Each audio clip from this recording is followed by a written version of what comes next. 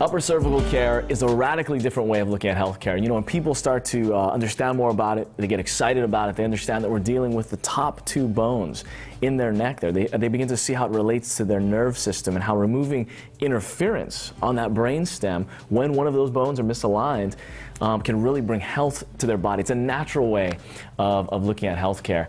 And you know what? All the information in the world's not going to help unless someone takes some action. So tell us a little bit about what happens after someone says, yeah, I want to check this out. I want to see an upper cervical doctor. Well, obviously the first step would be to pick up the phone and call the upper cervical doctor nearest you to schedule your appointment. Now, when you go in for that appointment, there may be some paperwork that needs to be filled out, get a little bit more history on the patient's problem. And then they'll go back and have a consultation with the doctor. And there the doctor will dive even deeper into that person's history and if there's been any traumas, anything that could have led them up to the point that got them into that office on this particular day. Then they'll take them back and do an upper cervical evaluation, which is a very specific analysis to determine if that patient actually has a problem in the upper part of their neck or not. If they do find a problem there, then they take it to the next step, which is to take a very specific set of x-rays to determine exactly how that upper bone or upper bones are positioned or out of position, and possibly leading to the person's condition that brought them in today. So those x-rays are super specific and they're tailored for that patient, and the doctor is able to then evaluate those x-rays and then set up a second visit. Mm-hmm. Typically the doctor will be able to look over those x-rays on that evening, usually that first visit, so the patient could come back in as soon as the next day.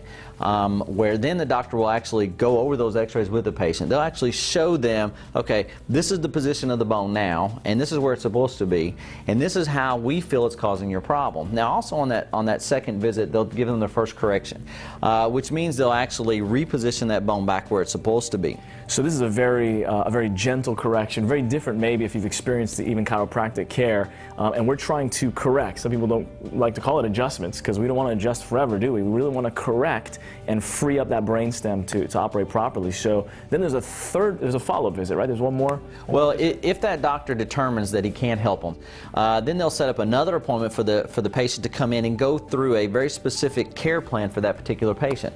Every patient's different, obviously, so they all require different type of plan. So that doctor will go through that patient's history, the x-rays, and put together a tailored program to help that person get well. And they'll usually go over that on the third visit. Also, based off of that plan, they'll put together a financial plan to go along with it to make it affordable. And does insurance cover some of the upper cervical care? Is that part of that? Yeah, if you have chiropractic coverage, then it will pay for upper cervical care at the same time. And then we will put together a variety of different payment plans, best suited for each patient, just to make sure that it'll be affordable to them. This is different than some people that experience in chiropractic care, because this is something that, it's almost like you're trying to get out of their life, aren't you? Because you're trying to say, hey, we're trying to correct you and free you and hold that correction, right? So it's not like we want to see you 3 times for every week for the rest of your life, is it? Right. See, that's what's so good about upper cervical care is we have a system to check to see if there is a problem or not. And obviously, as you're correcting a problem, eventually it's going to start to stay corrected. We probably correct or adjust less than half of what general chiropractic does. So you may not be corrected every single visit. Oh no, if you are, there's something wrong. Yeah, so we don't want that. That's not our goal. No, our goal is to fix the problem, and it's not, if it's not starting to hold, then we need to do a reevaluate what's going on, why it's not holding. All the information in the world is not going to help unless you take action.